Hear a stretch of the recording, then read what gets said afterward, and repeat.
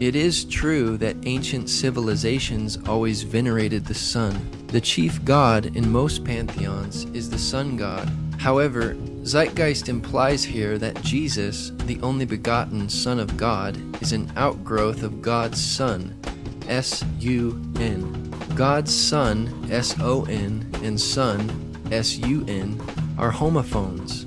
But this argument cannot be made in other languages, so the point is invalid.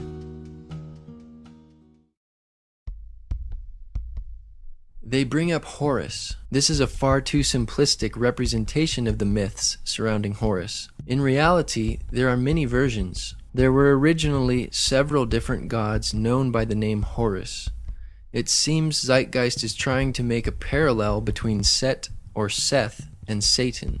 Besides both of these figures being evil and starting with the letter S in English, there is no parallel. The birth on December 25th can be immediately dismissed as irrelevant because nowhere in the Bible do we find any reference to the birth of Jesus being on December 25th. Nor do we find the birth of Horus on December 25th, but in the month of Koiak, or July 15th. Obviously, Jesus was not born in December, or any time in the winter for that matter, because we read in the Gospel of Luke, chapter 2, verses 7 and 8, that there were shepherds watching over their flocks at night.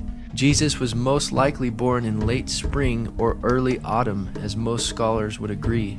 This date of December 25th was chosen about 300 years after the origins of Christianity in AD 354 by Roman Bishop Liberius of the Roman Catholic Church, based upon pagan thought and coinciding with the pagan sun god worship observance of the winter solstice and the Roman traditions of Saturnalia, rather than on biblical truth. This is why many Christians do not celebrate Christmas, because it is irrelevant to the Bible and rooted in pagan practice. Regarding Isis being known as Isis Mary, there is no scholarly information to substantiate this claim. There is also no evidence that Isis was a virgin in the myth. Translated from the Hymn of Osiris, the myth distinctly says Isis drew from him his essence. Various Egyptian scholars state very clearly that Isis was not a virgin when she gave birth to Horus, as Mary was when she gave birth to Jesus. For example, Richard Wilkinson, author of Complete Gods and Goddesses of Ancient Egypt, states, "Through her magic, Isis became pregnant by him, eventually giving birth to their child, Horus." As for the star in the east claim, there is no such myth in the story of Horus. There is no evidence in Egyptian astrotheology that they assigned the alignment of Sirius, the star in the east, to signify the birth of Horus. Neither is there any mention of any kings of any number. Even if Zeitgeist was right about this claim, it is irrelevant, because the Bible does not number the men that came to Jesus' birth, nor were they kings. They were magi, or wise men. Horus becoming a teacher at age 12 is nowhere to be found in the accounts of Horus. There is a form known as Horus the Child, but he wasn't a prodigal teacher. He was kept hidden away in the papyrus marshes by his mother until he was ready to be ruler of Egypt. In addition, no bibliographic material suggests Horus had a ministry, much less at the age of 30, nor was he baptized by Anup. The character Anup, which is also known as Anubis or Anpu, means royal child and is usually depicted as a jackal-headed or wild dog-headed man. Anubis was the lord of embalming, and through this is connected with incense and perfumery, but not baptism. Neither are there any statements to the effect that Horus had 12 disciples. Mention of Horus's followers are in the translation of the Liturgy of Funeral Offerings, the 4th ceremony. Actually, Horus had 4 followers called Hiru Shemsu. There is another reference to a group of 16 followers of Horus known as Mesnui, or blacksmiths. While 16 minus 4 is 12, this cannot be the intention of Zeitgeist. The total number of followers here is 20, not 12.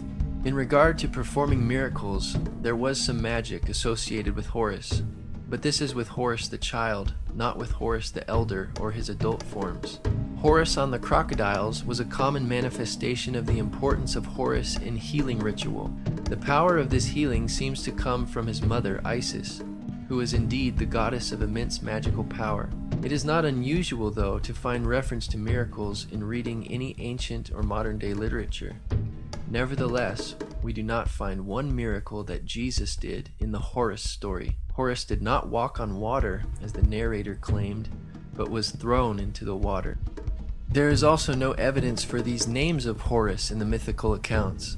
He was known as other titles, however. Horus the child was known by magical titles such as Horus on the crocodiles. Horus, as son of Isis and Osiris, was known as pillar of his mother, savior of his father, and Horus as a sun god was also known as lord of the sky, god of the east, Horus of the horizon, and later associated with Ra. In the 4th dynasty, the king, the living god, may have been one of the greatest gods as well. But by the 5th dynasty, the supremacy of the cult of Ra, the sun god, was accepted even by the kings. The Horus king was now also son of Ra, not the son of God.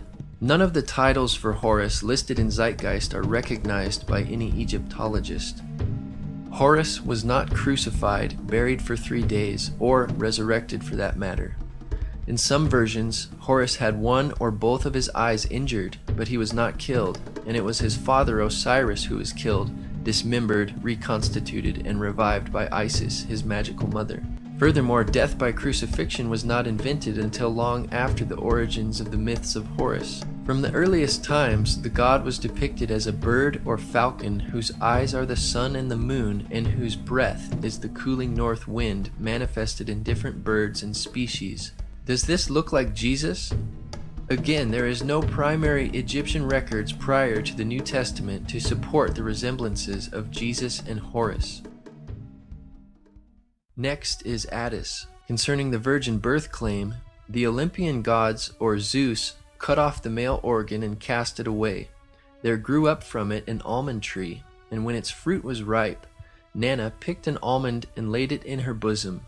The almond disappeared and she became pregnant. Nana abandoned the baby Attis. This is hardly a parallel to the biblical claim, but a desperate exaggeration. Again, December 25th is irrelevant.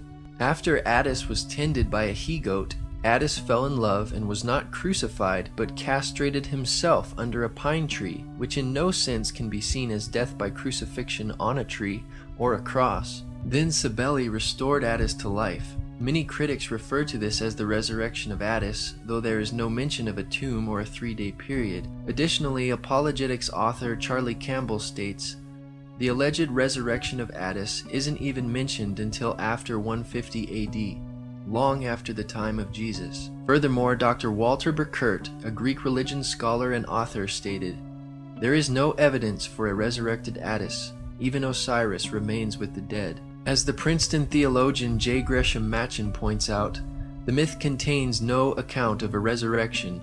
All that Cybele, the great mother goddess, is able to obtain is that the body of Attis should be preserved, that his hair should continue to grow, and that his little finger should move. Dr. Ronald Nash adds, it was only during the later Roman celebration, after AD 300, of the spring festival that anything remotely connected with a resurrection appears. Concerning Krishna, in Joseph Campbell's book Occidental Mythology, page 342, he stated, Krishna, whose terrible uncle Kansa was the tyrant king, the Savior's mother Devaki was of royal lineage, the tyrant's niece, and at the time when she was married, the wicked monarch heard a voice mysteriously, which let him know that her 8th child would be his slayer. He therefore confined both her and her husband in a closely guarded prison where he murdered their first 6 infants as they came. According to this story, the mother Devaki had 7 children before Krishna was born. This would not make Devaki a virgin. Distinguished professor of Hinduism in India, Vasudha Narayana, PhD, University of Bombay, said, I've never heard of Krishna being born of a virgin, either through Sanskrit or vernacular texts, or even folklore. And born on December 25th, wow. The text says explicitly he was born on the 8th day of the waning moon in the month that now comes between approximately August 15th and September 14th. I can't imagine why people would sit back and cook up all these conspiracies. The only mention of stars in Krishna's birth within Hindu literature is in the Bhagavata Purana, chapter 10, 3:1-5. Then there was the supreme hour, all auspicious and most suitable, with the constellation of Rahini rising, and all the stars and planets in a favorable position. Everywhere was peace. The multitude of stars twinkled in the sky, and cities, towns, pasturing grounds, and mines were at their best. the minds of the saintly oppressed as they had been by the Asura, Kamsa and his men, turned perfectly contented when in that situation the kettle drums together resounded with the unborn one to be born. Twinkling stars in the sky are far from the biblical account of a star in the east signaling Jesus' birth. In the film Zeitgeist, author Edward Carpenter is cited for providing this information on Krishna's supposed miracles and resurrection. Carpenter, in his book Pagan and Christian Creeds, stated, "To go into the parallelism of the careers of Krishna, the Indian sun god, and Jesus would take too long, because indeed the correspondence is so extraordinarily elaborate." He then cites Robertson's Christianity and Mythology as a reference. Then Robertson transcribes the outline of the well-known Krishna saga as follows. The son of Devaki, the two brothers grew up in the midst of the shepherds, slaying monsters. Arrived at adolescence, the two brothers put to death Kamsa, and Krishna became king. He continued to clear the land of monsters. After having been present at the death of his brother, he himself perished, wounded in the heel by the arrow of a hunter. Thus we read in the well-known Krishna saga that there is no virgin birth, no star, and no miracles. The comparisons are not so extraordinarily elaborate after all. Robertson also stated, "The case in favor of the assumption of Christian priority has been in a general way strengthened by the precise investigation of Hindu literature, which has gone to show that much of it, as it stands, is of far later redaction than had once been supposed." Thus, Zeitgeist cites Carpenter, and Carpenter cites Robertson, who admits that Hindu literature is of much later publication than previously assumed, and therefore any similarities between Christianity and Hinduism were borrowed by the Hindus and not vice versa. In the long Indian epic poem, the Mahabharata, Book 16, there is an account of the death of Krishna. It reads, "Having restrained all his senses, speech, and mind, Krishna laid himself down in high yoga. A fierce hunter of the name of Jara then came there, desirous of a deer. The hunter, mistaking Krishna for a deer, pierced him at the heel with a shaft and quickly came to the spot for capturing his prey. Coming up, Jara beheld a man dressed in yellow robes, wrapped in yoga, and endued with many arms. Regarding himself an offender, and filled with fear, he touched the feet of Krishna. The high-souled one comforted him and then ascended upwards, filling the entire welkin with splendor. Krishna died and ascended, but there is still no resurrection, as claims Zeitgeist. It's hard to imagine how this blue Indian man could be mistaken for Jesus, or a deer for that matter. The only similarity we have here is an ascension, which is not even mentioned in Zeitgeist. Even if you do want to take Zeitgeist's premise that the ascension account might have been borrowed, then who borrowed from who? The earliest testimony for the complete text of the Mahabharata dates to the 1st century AD by the Greek sophist Dion Chrysostom. The available accounts of Dionysus' birth indicate that Dionysus was not born of a virgin. In the best-known myth, Dionysus was born through an affair between Zeus and a princess. In another version, Zeus mated with his daughter Persephone, and she bore Dionysus. Dr. Edwin Yamauchi, professor of history at Miami University, confirms, there is no evidence of a virgin birth for Dionysus.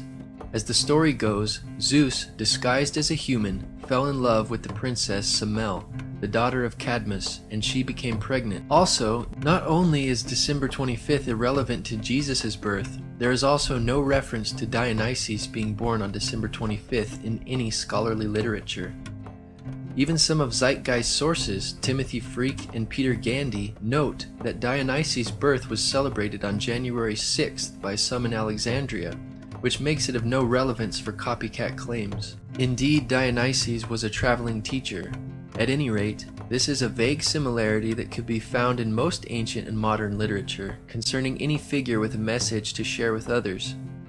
But there are differences as well. Dionysus wandered the world accompanied with wild women, flushed with wine, shoulders draped with a fawn skin, whereas Jesus traveled the limited area surrounding Jerusalem, providing moral teachings. Though there are accounts of Dionysus filling empty vessels with wine, there is no reference to Dionysus turning water into wine, as Zeitgeist claimed. And it is not surprising that Dionysus performed miracles involving wine, since he was the god of wine. One historical study explains, The ancient literature says that there was a spring with clear, sparkling, wine-colored water, very pleasant tasting water in which the newly born Dionysus was bathed. Also, a spring in the temple flowed with wine. At Elis, the priests of Dionysus placed 3 large empty cauldrons in a sealed room to find them filled with wine when they returned the next day. However, from these references, it is obvious that there are significant differences between the Dionysus legend and the story in John 2. The spring flowed with water, and the one at Andros flowed with wine, not wine that had once been water. And the empty cauldrons in the Elis temple were filled with wine rather than water subsequently changed into wine. Key elements in John's story. These differences have convinced most scholars that John or his tradition is not dependent on the Dionysus legend for this story. Research professor Dr. Donald A. Carson wrote, "Older attempts to interpret this sign as a Christianized version of the Dionysus myth or of related stories have largely been abandoned in the light of evidence that the alleged parallels are wholly inadequate." Zeitgeist source for these titles of Dionysus, Acharya S., only says he was considered the only begotten son, Alpha and Omega, etc., not that he actually was known by these titles. She has absolutely no source for the title King of Kings, which is a generic term in the first place, and secondly does not even suit Dionysus, since Zeus was the head god according to mythology. Nor does the title Only Begotten Son suit Dionysus, since Zeus had several offspring including Athena, Apollo, Artemis, Hermes, Persephone, Dionysus, Perseus, Heracles, Helen, Minos, and Muses. James Frazer, author of The Golden Bough, is cited in Zeitgeist for this claim of the resurrection. With such an array of options, it may be no surprise that at least one variation bears a superficial resemblance to what happened to Jesus. Still, this vague description does not match with the Jewish concept of resurrection. You're going to have to give me a date for the earliest inscription, because Dionysus, I don't know anybody who thinks Dionysus is pre-Christian, not the resurrection portion. Okay, well, all I can tell you is that the myth is that he is torn apart by the Titans, eaten, and he is raised from the dead. But what is the date? I don't know the date of the, as I said, of the original, as far as any writings we have. But I know that with the myths, the Greek myths, most of our Greek myths, we do have from later collections, except we know they were told earlier because we have the vase paintings depicting them going way back in time. But the question is there a resurrection? And since we don't have any resurrection predating the 2nd century all the way to the 4th century, are the earliest ones, 2nd to 4th, we can say, well, maybe there's a resurrection there, but there's no data. Even Tim Callahan, the skeptic you just saw defending Dionysus, admits there is no crucifixion. Even the skeptic Tim Callahan critiques the movie Zeitgeist, saying, "Perhaps the worst aspect of Part 1 of Peter Joseph's internet film Zeitgeist is that some of what it asserts is true. Unfortunately, this material is liberally and sloppily mixed with material that is only partially true, and much that is plainly and simply bogus. The evidence for Jesus as a real historical personage, though meager, is solid." Mithra is the only one of these pagan gods mentioned that could have conceivably come in contact with Christianity. As the late Dr. Ronald Nash puts it, Mithra was supposedly born when he emerged from a rock. Unless this rock was a virgin, there is no virgin birth for Mithra. For the last time, December 25th is irrelevant to origins. The claim of Mithra having 12 disciples comes from Zeitgeist sources, Acharya S., Timothy Freak, and Peter Gandy, yet there is no documentation for this claim in their books. Acharya S., Timothy Freak, and Peter Gandy now acknowledge that they got this idea of 12 disciples from a scene where Mithra is framed by 2 vertical rows of 6 pictures of what seems to be human figures and Mithra in the middle. The reliefs come from the 2nd century AD. Even if these reliefs were dated prior to Christianity, the Iranian Mithras had a single companion, and the Roman Mithra had 2 helpers, which were tiny torch-bearing likenesses of Mithra himself. Mithra also had a number of animal companions, a snake, a dog, a lion, a scorpion, but not 12 of them. Mithra did perform a number of actions rather typical for any deity worldwide, true or false, and in both his Iranian and Roman incarnations. It must be remembered, however, that some general similarities would normally apply to any religious leader. However, these are not objects that require some theory of dependence. Besides, the mysteries were not practiced until the 1st century AD, and Mithraism reached the height of its popularity around the 3rd and 4th centuries, when it was particularly popular among the soldiers of the Roman Empire. But that rules out the possibility of influence on Christianity. In his book, Image and Value in the Greco-Roman World, Richard Gordon writes that there is no death of Mithras, and thus there is no resurrection of Mithra, nor is there a 3-day burial. Zeitgeist sources Freemasonry claim that the Mithraic initiates enacted a similar resurrection scene, but their only reference is post-Christian Tertullian's Prescription Against Heretics, chapter 40, which is also quoted in the Zeitgeist Addendum.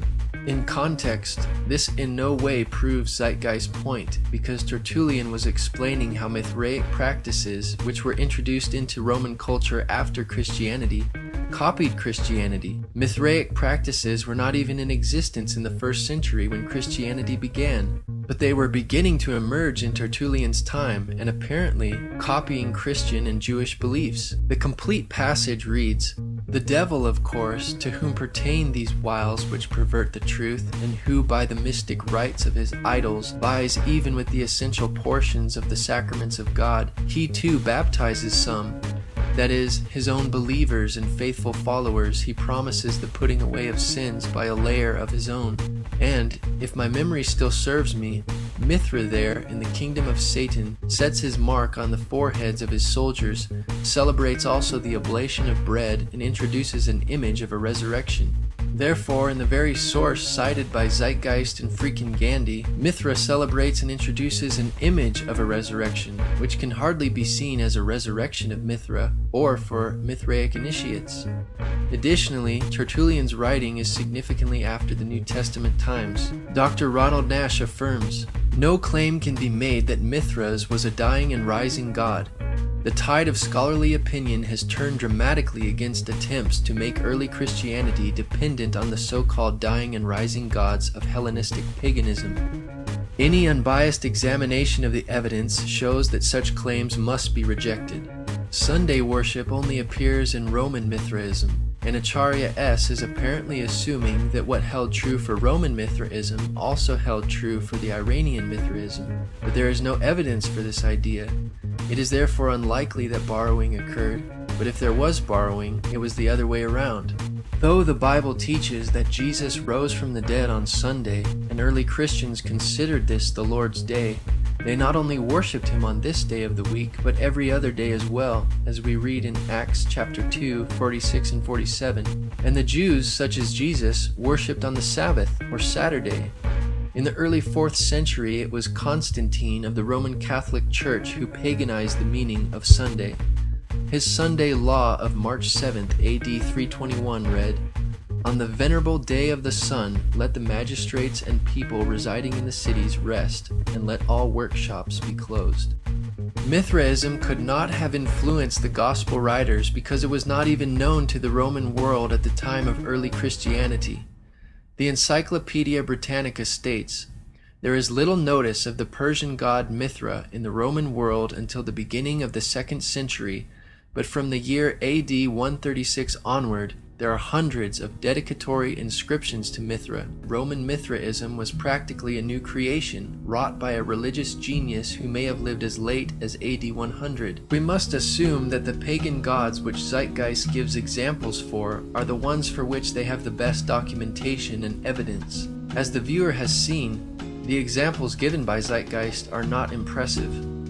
Taken together with all the debunked information, the parallels Zeitgeist presented in no way explains causation for Christianity. Before AD 100, all of the mystery religions were still mostly confined to localities, but after AD 100, they gradually began to attain popularity throughout the Roman Empire. Many writers used the late source material produced in this period after AD 150 to form reconstructions of what they think the cults must have been earlier to their spread in the Roman Empire. All of these sources and authors cited for these claims in the film Zeitgeist are not original primary sources, nor do they cite such primary or original material in their bibliographies. Even the majority of atheists and non-Christian scholars have rejected the idea that Christianity has been borrowed from ancient myths, including the well-respected Sir Edward Evans Pritchard, who wrote, "The evidence for this theory is negligible."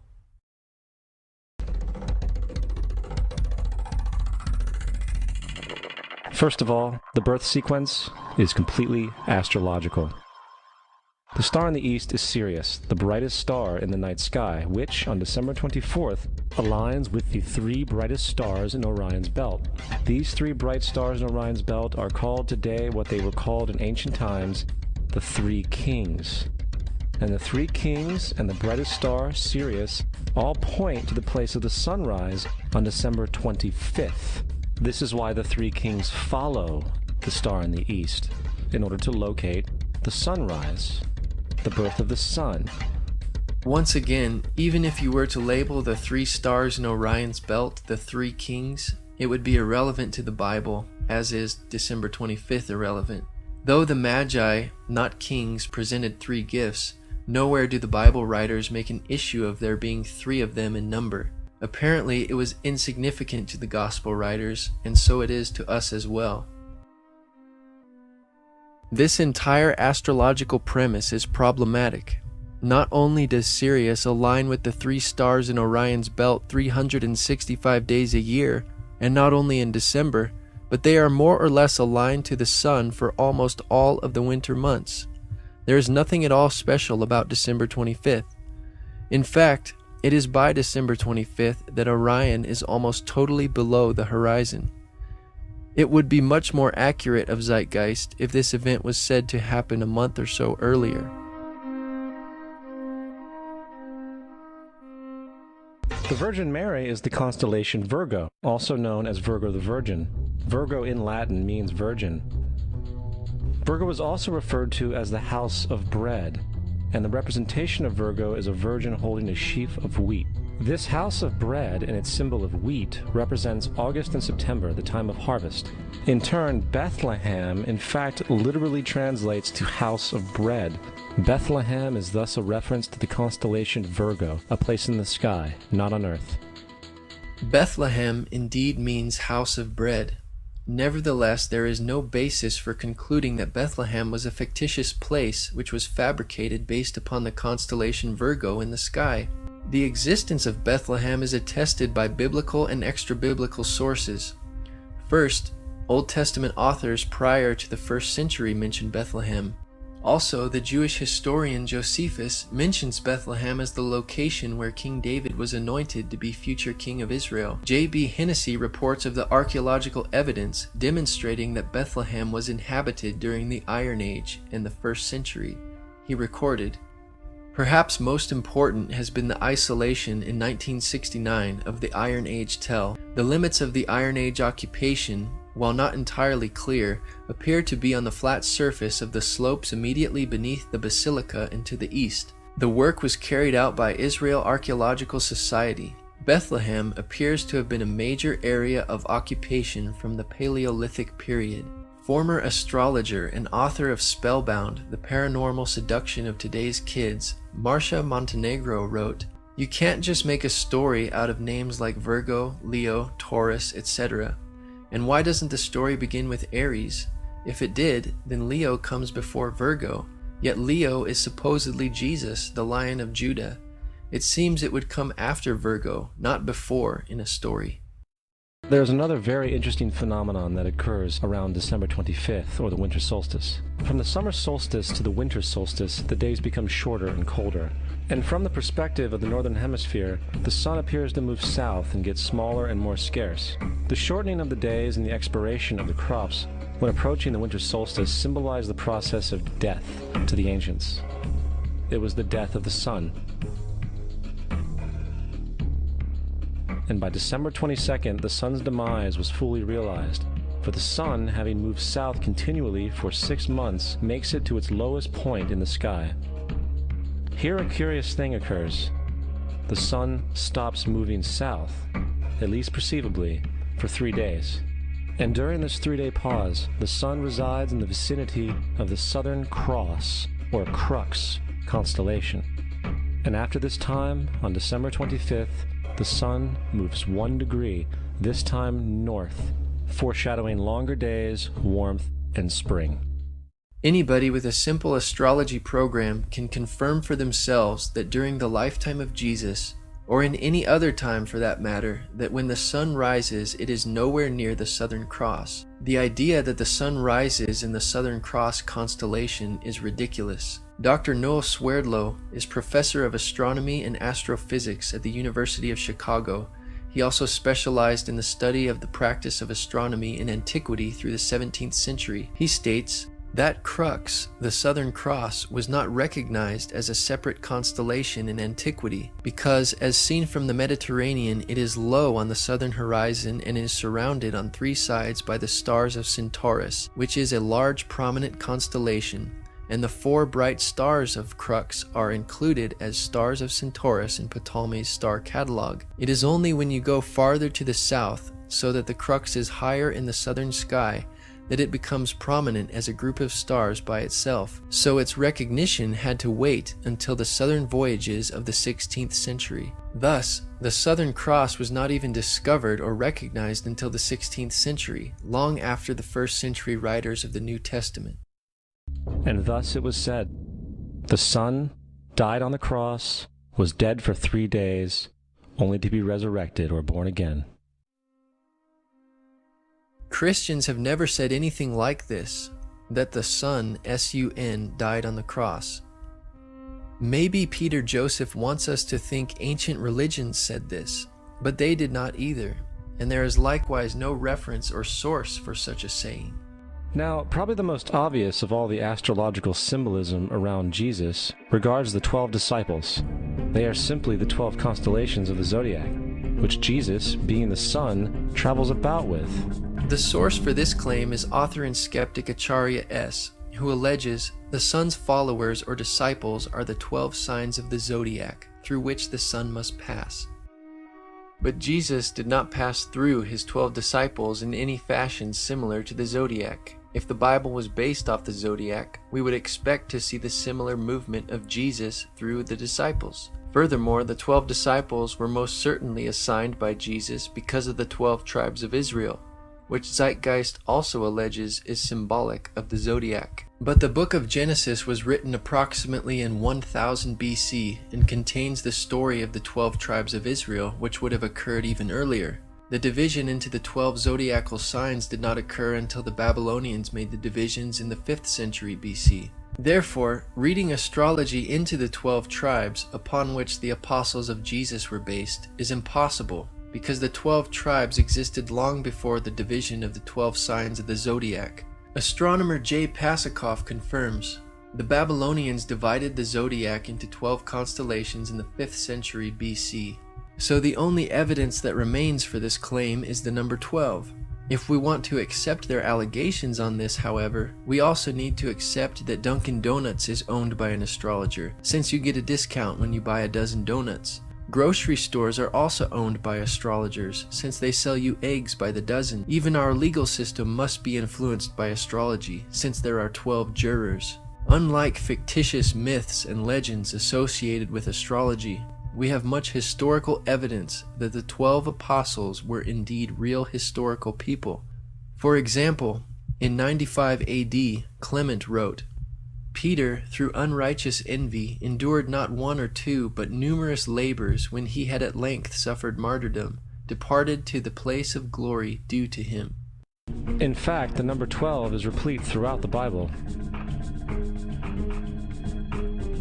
First of all, Zeitgeist stacks this list of 12s by repetitions to make it look more impressive than it actually is. The 12 tribes of Israel, 12 sons of Jacob, and 12 great patriarchs are all the same 12. There is no difference. There are 12 judges of Israel if one was to count, but the Bible never makes any issue or significance out of it. There are actually 17 Old Testament prophets, not 12. Zeitgeist missed this figure by 5. One can only wonder where they got the idea of there being 12 kings of Israel. If referring to the northern kingdom of Israel, there were 19 kings, and there were also 19 kings in the southern kingdom plus one queen. This is not including the 3 kings of Israel before the kingdom was divided. If you add these numbers together, you do not get 12. If you subtract, multiply, or divide these numbers, you cannot get 12. And no mention or reference is made in the Bible to 12 princes. If the king's sons are in view here, then Zeitgeist is way off, for many of the 41 kings had numerous sons, like King Ahab, for example, had 70 sons.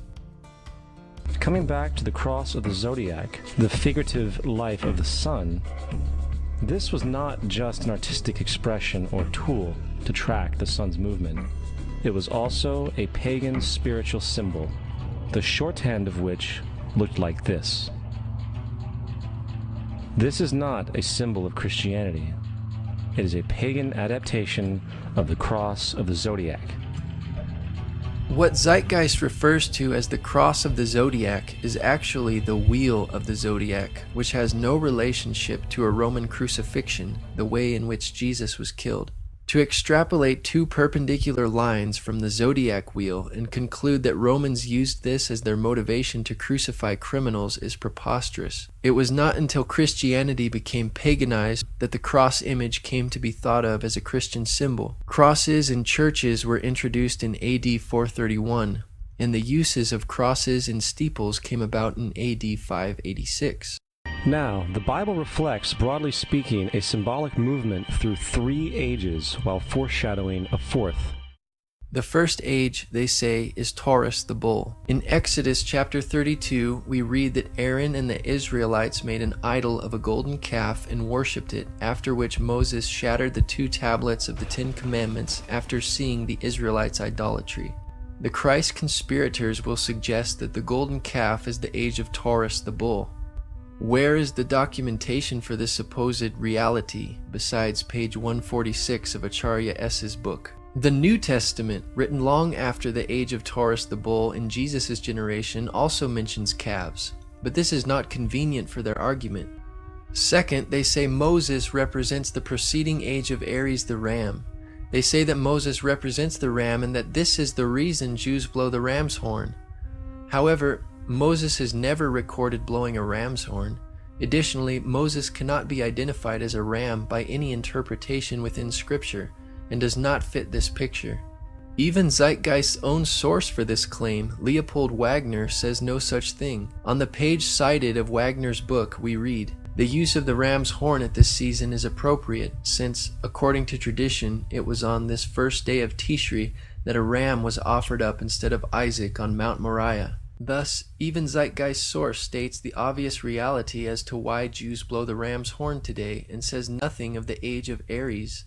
The most memorable text in the Bible mentioning a ram is that previously mentioned in Zeitgeist's own source, where God provided the sacrifice of a ram for Abraham instead of Isaac his son.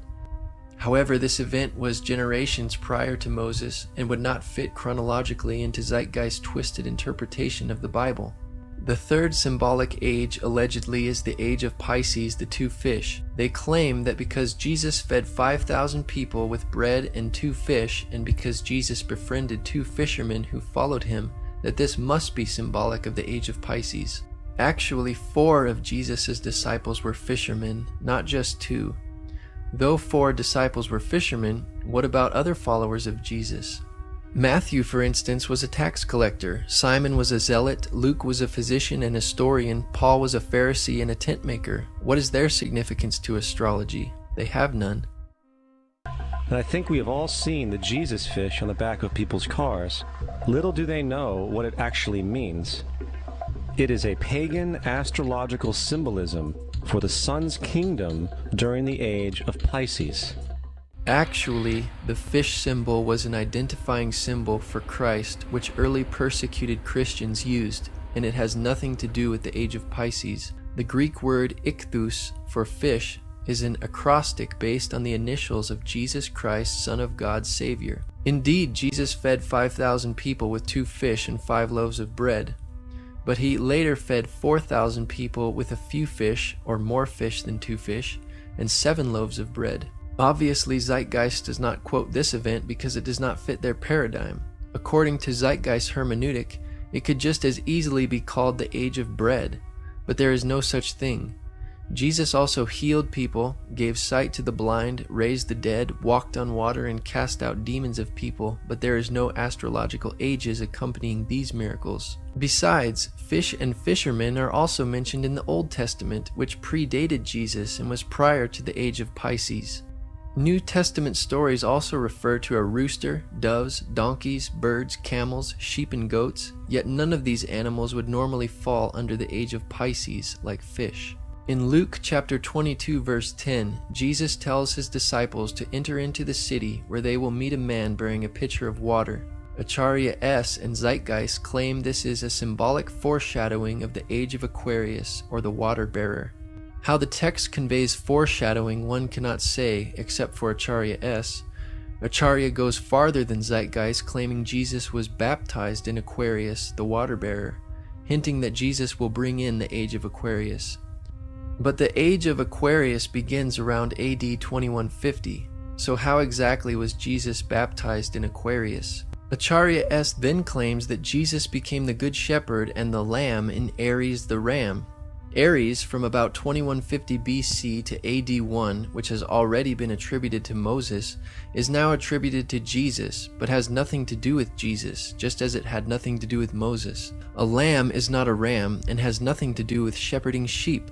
The only parallel here is that they are animals. This is a wild generalization. She goes on to state that Jesus told parables of the sowing and tilling in the fields in Taurus the bull. Acharya has now attributed all four of these ages to Jesus somehow. But which one is it?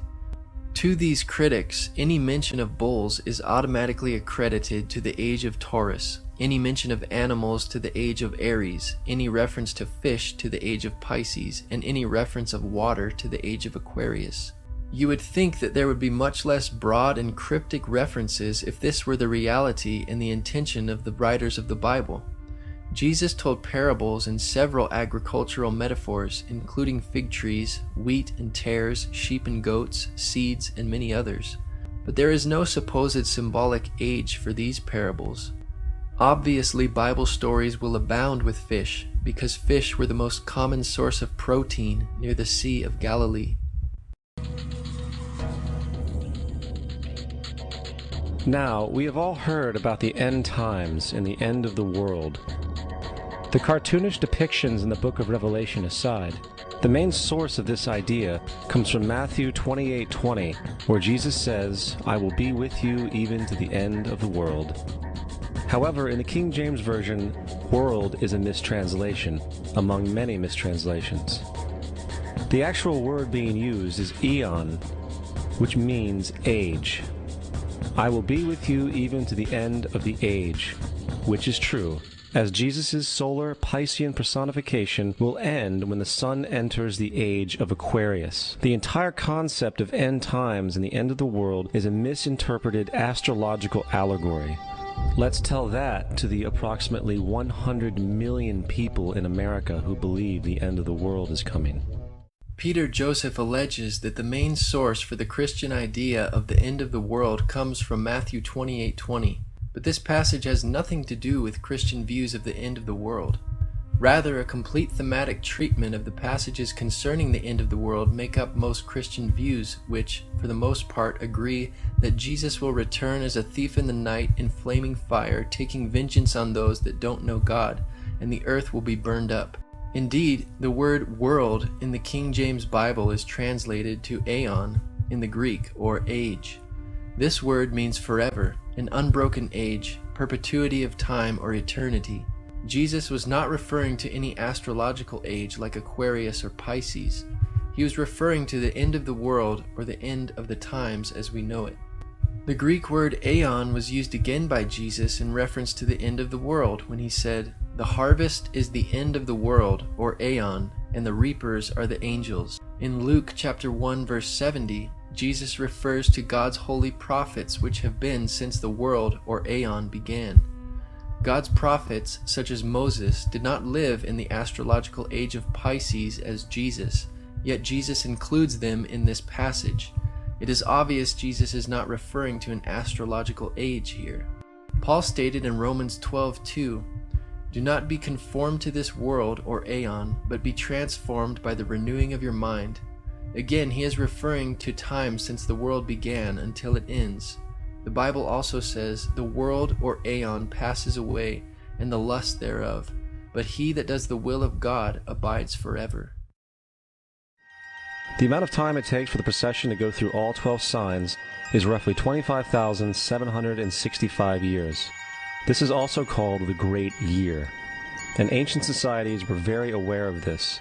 The narrator, Peter Joseph, makes sure to say that ancient societies were very aware of this, because Zeitgeist's whole premise and theory is dependent upon the ancients acknowledging the astronomical concept to which they refer. However, modern astrological beliefs are not identical to the ancient astrological beliefs, and Zeitgeist's argument regarding the various astrological ages is irrelevant. Historian of science and winner of the Genius Award from the MacArthur Foundation, Dr. Noel Swerdlow's response to Acharya's claims in Zeitgeist are as follows. In antiquity, constellations were just groups of stars, and there were no borders separating the regions of one from the region of another. The modern ideas about the age of Pisces or the age of Aquarius are based upon the location of the vernal equinox in the regions of the stars of those constellations. But the regions, the borders between those constellations, are a completely modern convention of the International Astronomical Union for the purpose of mapping, and never had any astrological significance. I hope this is helpful, although in truth what this woman is claiming is so wacky that it is hardly worth answering. So when this woman says that the Christian fish was a symbol of the coming age of Pisces, she is saying something that no one would have thought of in antiquity, because in which constellation of the fixed stars the vernal equinox was located was of no significance, and is entirely an idea of modern, I believe 20th century astrology. The borders of constellations between, say, Aries, Pisces, and Aquarius are modern conventions of the International Astronomical Union, and there is nothing ancient about them.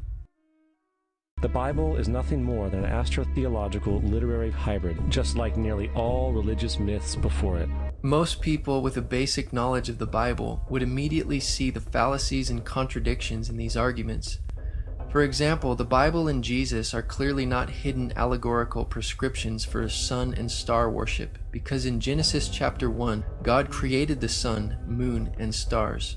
A further distinction is in Deuteronomy chapter 4, where God specifically forbids the Israelites to worship the sun and stars as the Egyptians did.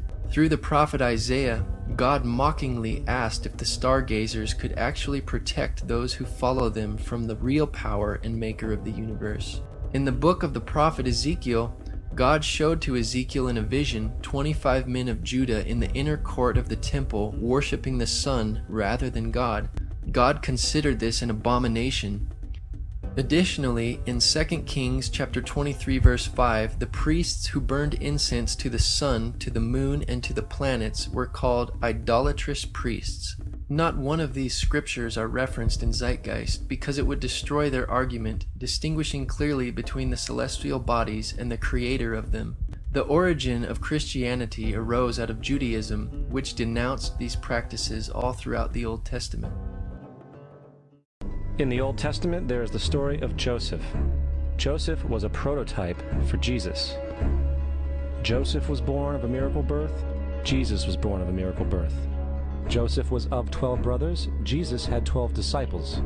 Joseph was sold for 20 pieces of silver. Jesus was sold for 30 pieces of silver. Brother Judah suggests the sale of Joseph. Disciple Judas suggests the sale of Jesus.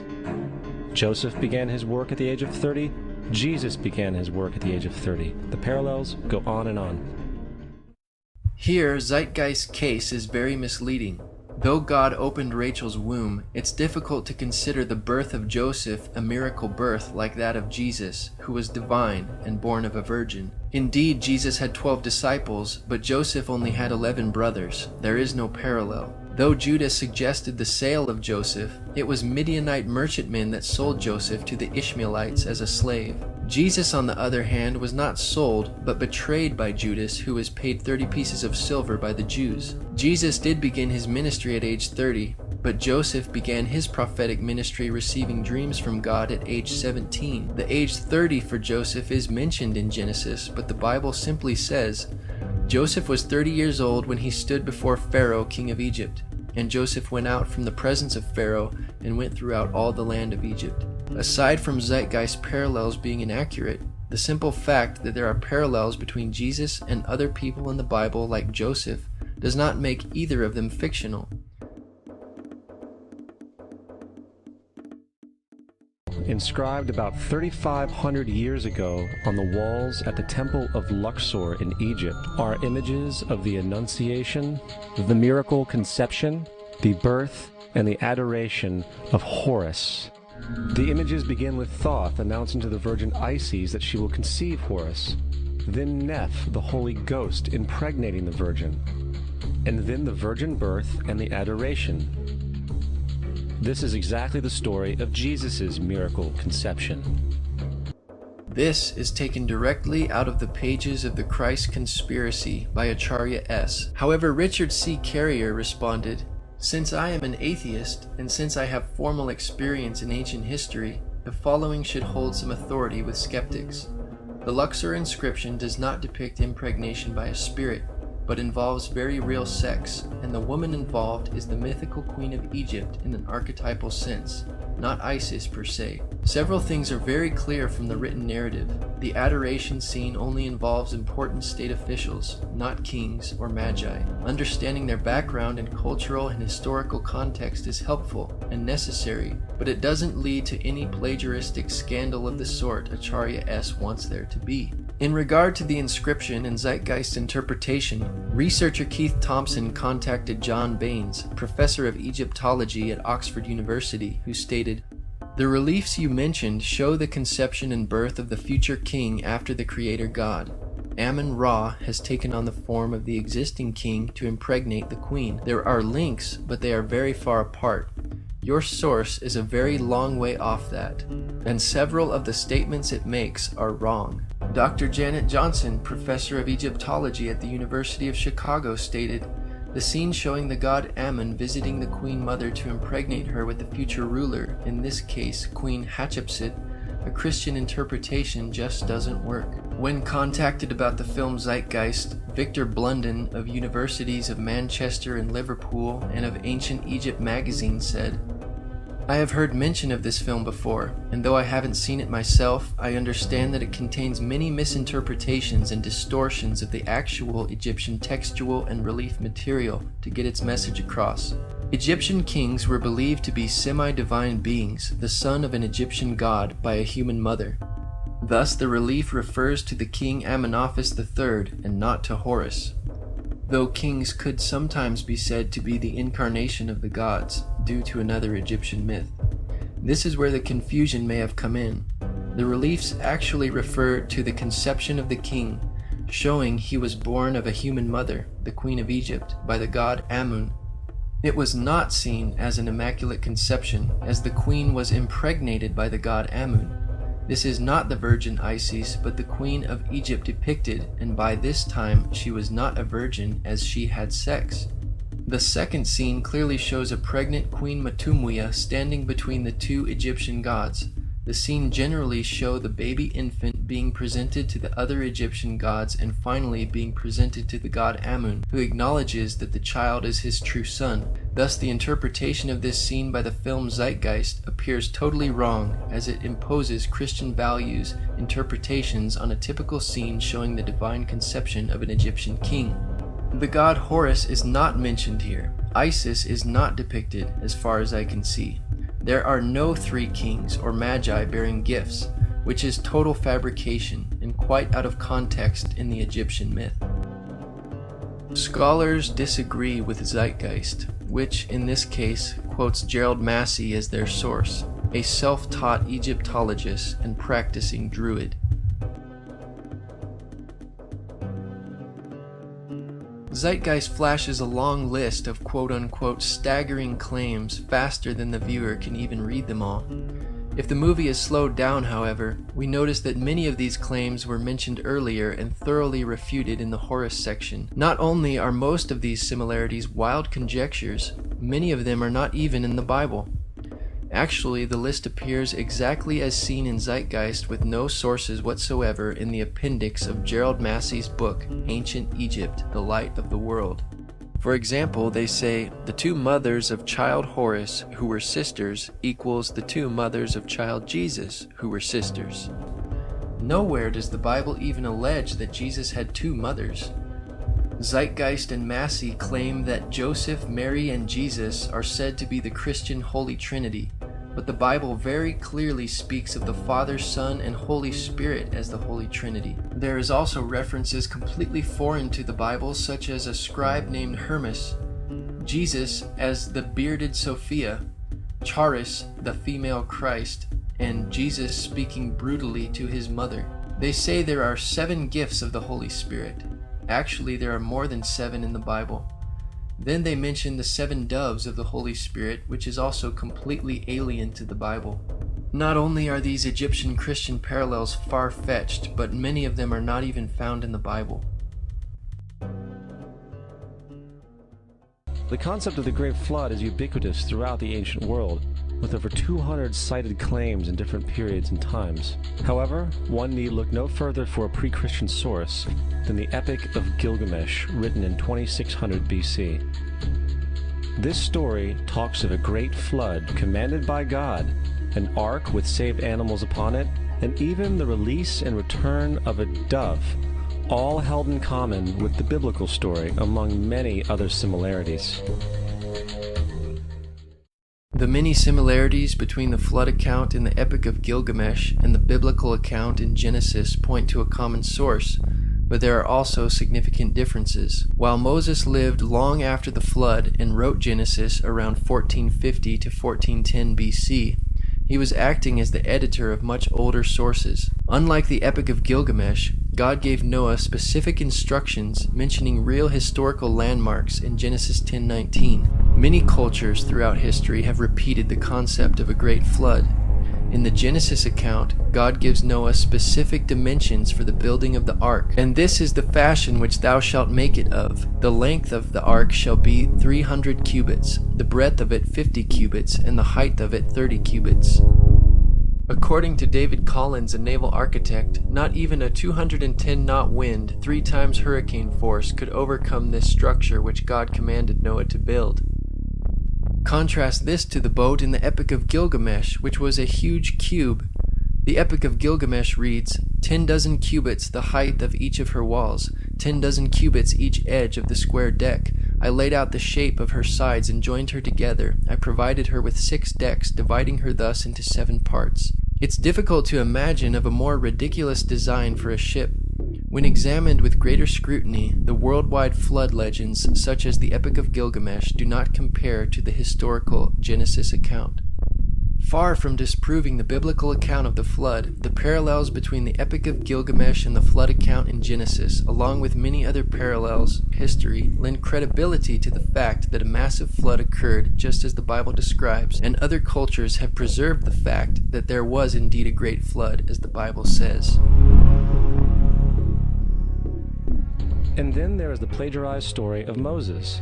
Upon Moses' birth, it is said that he was placed in a reed basket and set adrift in a river in order to avoid infanticide. He was later rescued by a daughter of royalty and raised by her as a prince.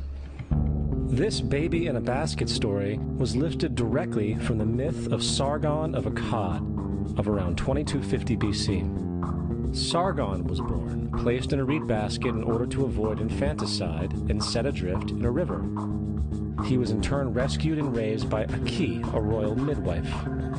First of all, the time of Moses and his 5 books, including the book of Exodus, have been dated around 1400 BC, while the initial date range of the Sargon legend is anywhere between 2039 and 627 BC, not 2250 BC as Zeitgeist claims.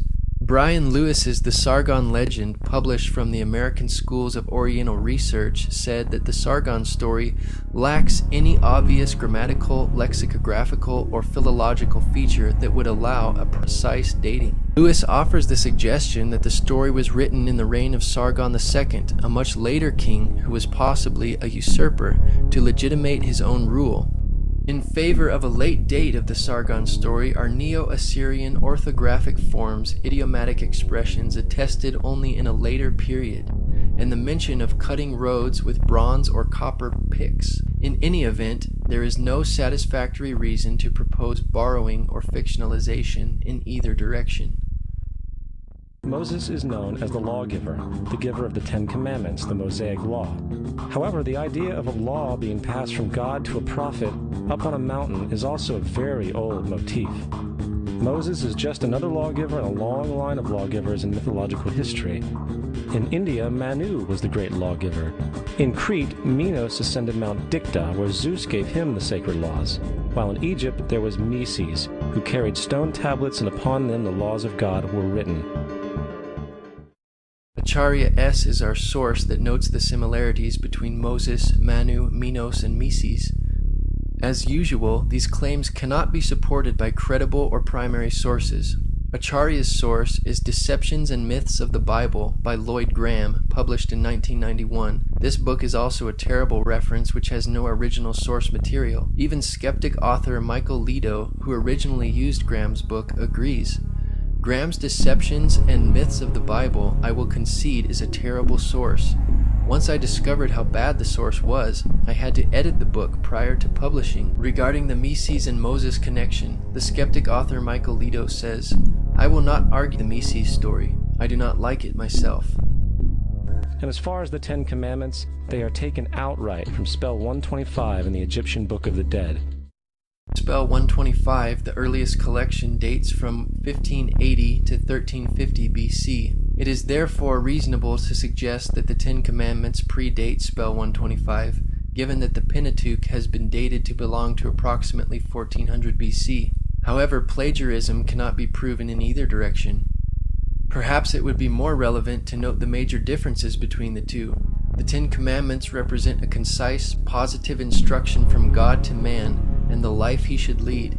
Spell 125 represents a countless disarray of negative protests by the already dead. Throughout history, ancient civilizations have defined right and wrong, good and evil. Nevertheless, all modern and ancient societies have maintained some standard of law or code of which there is much overlap and similarities between variations throughout history. As the Apostle Paul wrote, For when the Gentiles, which do not have the law, do by nature the things contained in the law, these, not having the law, are a law to themselves, which show the work of the law written in their hearts, their conscience also bearing witness, and their thoughts the meanwhile accusing or else excusing one another. Justin Martyr, one of the first Christian historians and defenders, as far as he was concerned, the devil did it. The devil had the foresight to come before Christ and create his characteristics in the pagan world. Justin Martyr, the early Christian defender, was raised in a pagan home and was familiar with Greek philosophy. All these passages suggest that Justin Martyr is simply attempting to convince skeptical pagan audiences by parallels that would be familiar and communicable to them.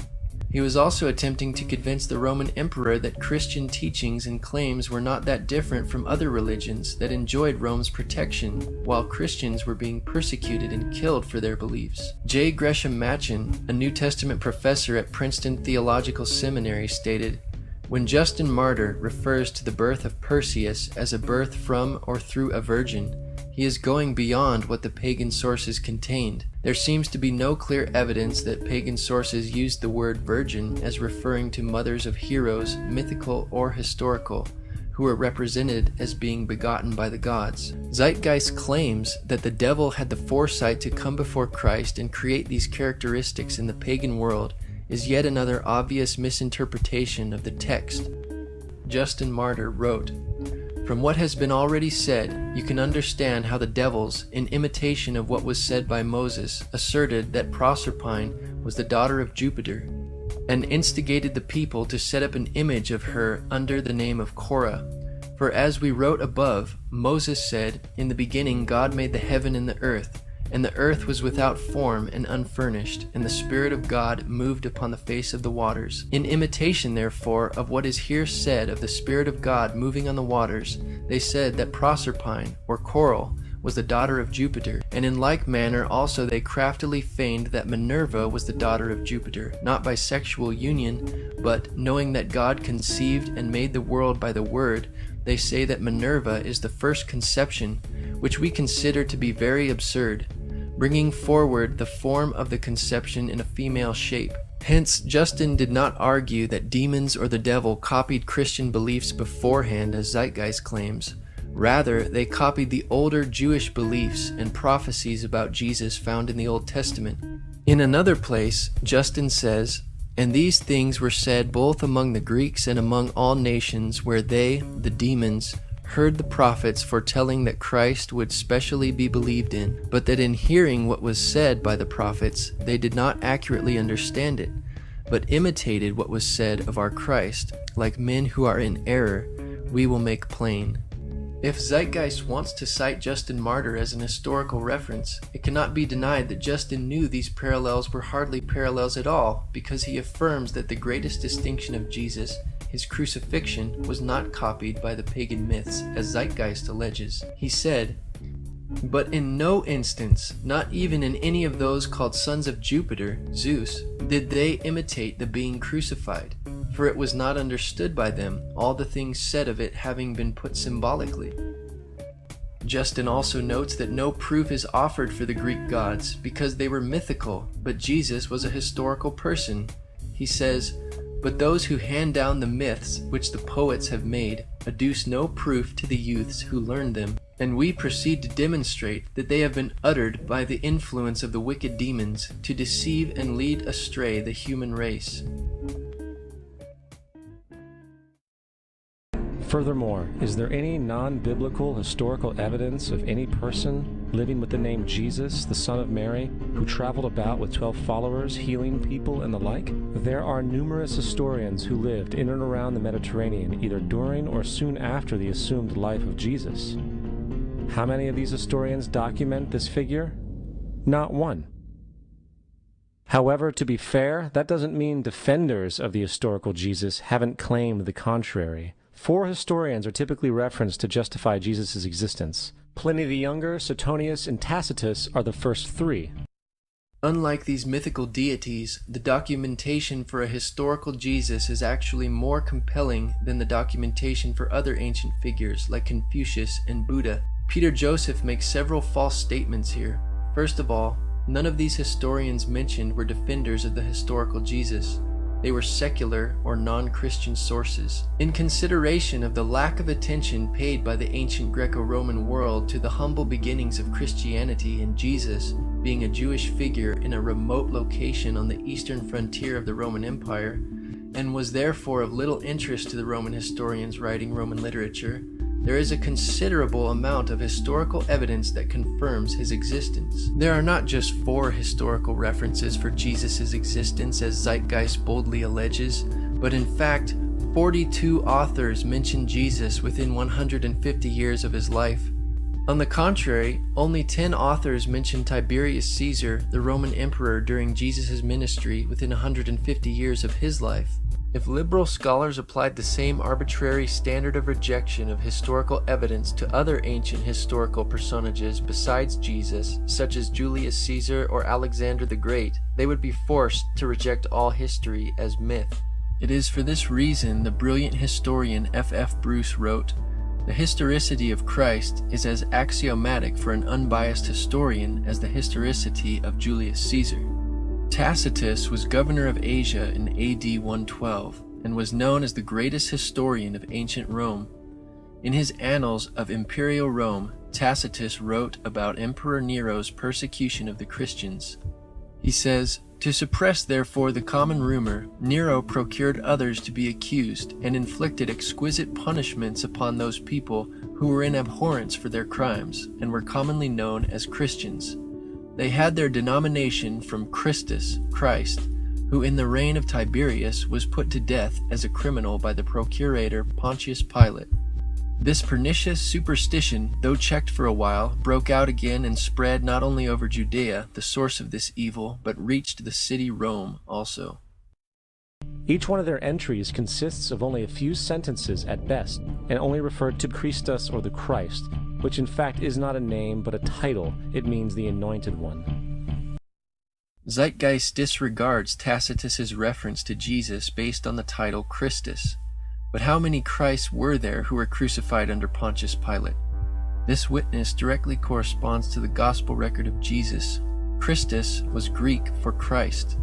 These historical accounts do not only refer to Christ, as Zeitgeist alleges, but give us much more information, which also concludes that the Christus in view must be Jesus. For example, such historical documents confirm that Jesus was executed as a criminal under the authority of Pontius Pilate, who ruled Judea and under the reign of Emperor Tiberius. History provides proof that the Christians who began in Judea spread through the Roman Empire and suffered great persecution for their faith, and that these Christians derived their worship and religion from the person known as Christ, or the Messiah. All of these details parallel the gospel accounts, validating that Jesus is in view here. Suetonius was the official historian during the reign of both Emperor Trajan and Adrian. Speaking of the Emperor Claudius, who ruled from AD 41 to 54, he wrote, "He banished the Jews from Rome, who were continually making disturbances, Chrestus being their leader." The name Chrestus is another spelling for the name Christ or Christus. This statement from Suetonius also confirms the passage in the Bible within the book of Acts chapter 18 about the exiling of the Jews from Rome during the reign of Claudius.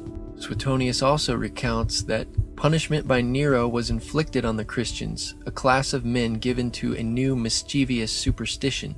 Suetonius confirms that Christians were suffering and dying for their conviction that Jesus had lived, died, and risen from the dead. A mischievous superstition, as he called it, not being a Christian. Pliny the Younger was governor of the Roman provinces of Pontus and Bithynia in AD 101 to 110. In a letter to the emperor, Pliny the Younger requested specific instructions about the interrogations of Christians whom he was persecuting. He said he made them curse Christ, which a genuine Christian cannot be induced to do. He continued, "They affirmed, however, that the whole of their guilt or their error was that they were in the habit of meeting on a certain fixed day before it was light, when they sang in alternate verse a hymn to Christ as to a god, and bound themselves to a solemn oath, not to any wicked deeds, but never to commit any fraud, theft, adultery, never to falsify their word, not to deny a trust when they should be called upon to deliver it up." Are we to believe that within 2 generations, fake characters were now being treated as historical people? The fourth source is Josephus, and this source has been proven to be a forgery for hundreds of years. Sadly, it is still cited as truth. Josephus, the Jewish historian, is known for historical works such as Jewish Antiquities, finished in AD 93 or 94. One passage reads, "Now there was about this time Jesus, a wise man, if it be lawful to call him a man, for he was a doer of wonderful works, a teacher of such men as received the truth with pleasure. He drew over to him both many of the Jews and many of the Gentiles. He was the Christ. And when Pilate, at the suggestion of the principal men among us, had condemned him to the cross, those that loved him at the first did not forsake him, for he appeared to them alive again the 3rd day, as the divine prophets had foretold these and 10,000 other wonderful things concerning him. And the tribe of Christians so named from him are not extinct at this day." This is the passage that has raised heated debate among scholars because Josephus, a non-Christian Jew, makes statements about Jesus that an Orthodox Jew would not normally affirm. While some Christian additions may have been obviously foreign to the text, it still contains a great deal of historical truth that Josephus could have easily documented. In fact, the vast majority of scholars do not dismiss the account as a forgery, as Zeitgeist alleges, but believe that Josephus did mention Jesus in this passage, but later insertions were made by a Christian scribe, hence the statements about Jesus that a non-Christian like Josephus wouldn't have made. But the style of Josephus is authentic. The term wise man, for example, is typical for Josephus's writings. Zeitgeist's accusation that this text is a forgery is an exaggeration. Moreover, there is another reference to Jesus in Josephus's work that is not disputed by scholars, proving that Jesus was an historical figure. He says, "But the younger Ananus, who, as we said, received the high priesthood, was of bold disposition and exceptionally daring. He followed the party of the Sadducees, who are severe in judgment above all the Jews, as we have already shown. As therefore Ananus was of such a disposition, he thought he had now a good opportunity, as Festus was now dead, and Albinus was still on the road. So he assembled a council of judges, and brought before it the brother of Jesus, the so-called Christ, whose name was James, together with some others, and having accused them as lawbreakers, he delivered them over to be stoned." So this great first-century non-biblical historian Josephus, writing just a little more than 50 years after Jesus' life and crucifixion, attests that Jesus had a brother named James and was a real historical figure. You would think that a guy who rose from the dead and ascended into heaven for all eyes to see and performed the wealth of miracles acclaimed to him would have made it into the historical record. It didn't, because once the evidence is weighed, there are very high odds that the figure known as Jesus did not even exist. Again, there are not only 4 historical sources for Jesus' existence as Zeitgeist boldly claims, but 42 authors mention Jesus within 150 years of his life. We don't have time to quote them all. Expert on world religions, ancient Christianity, and church history, Robert E. Van Voorst says, "The theory of Jesus' non-existence remains effectively dead as a scholarly question." Again, Zeitgeist misinterprets the Bible, saying Jesus ascended into heaven for all eyes to see. The book of Acts chapter 1 describes Jesus' ascension in front of a very small group of people. To disregard or disbelieve his miracles and resurrection is one thing, but to claim that he never existed in the face of all the evidence is a premise rejected by even non-Christian historians and scholars. Richard Burridge and Graham Gould state that the questioning of Jesus' existence is not accepted by mainstream critical scholarship. Robert Van Voorst has stated, "The non-historicity thesis has always been controversial, and it has consistently failed to convince scholars of many disciplines and religious creeds. Biblical scholars and classical historians now regard it as effectively refuted." It was the political establishment that sought to historize the Jesus figure for social control. By 325 AD in Rome, Emperor Constantine convened the Council of Nicaea. It was during this meeting that the politically motivated Christian doctrines were established, and thus began a long history of Christian bloodshed and spiritual fraud. And for the next 1600 years, the Vatican maintained a political stranglehold on all of Europe, leading to such joyous periods as the Dark Ages, along with enlightening events such as the Crusades and the Inquisition. Regarding Constantine, Dr. Ben Witherington III writes, "What then did Emperor Constantine have to do with all of this process? Constantine ruled as Roman emperor from about AD 313 to 337. The truth of the matter is that he didn't take full control of the empire before 324, or very shortly before the Council of Nicaea. This fact alone should make evident that most theological issues, including those about Christ's nature, had taken a rather definite shape and trajectory before Constantine had anything to do with them. At the Council of Nicaea, Constantine seems to have favored Christ's true divinity, but he was no theologian, and it certainly wasn't he who wrote the Creed of Nicaea, nor can it be said that he determined the canon. Constantine mainly pronounced the benediction on the deliberations that had already been formulated. Zeitgeist is correct about the Roman Catholic Church's long history of bloodshed throughout the Dark Ages, the Crusades, and the Inquisition. However, these facts do not negate the credibility of Christianity, but rather demonstrate the sinfulness of man. Regardless of how later professing Christians behaved, Jesus taught his followers to love all people, including their enemies, and to remain peaceful with all people at all costs.